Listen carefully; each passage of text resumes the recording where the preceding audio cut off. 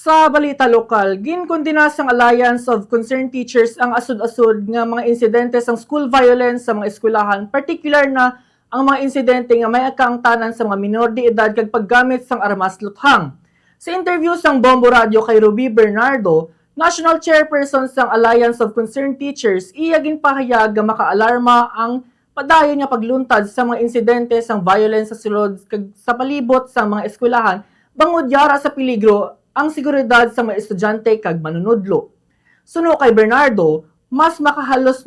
makahalanusbo bangod may mga minor de edad nga involved sa pila ka mga insidente kag nakagamit pa sa mga armas, gani dapat hibaloon kung paano nila nakuha ang amo nga mga armas. Ginpanindugan sini nga dapat manabat ang mga individual nga nagpabaya kaupod ang panawagan nga pabasgun ang mga tikang agud masiguro ang kaluwasan sa mga eskwelahan.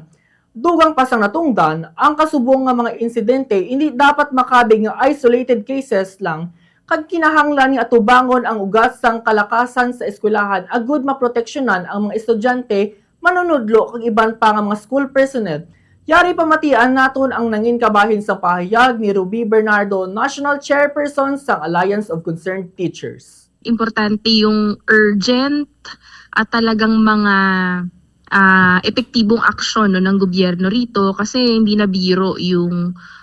buhay na nasasayang dahil sa hindi tayo nakapaghanda o hindi natin natuturo hanggang ngayon bakit umabot sa ganito at humantong na nga sa trahedya yung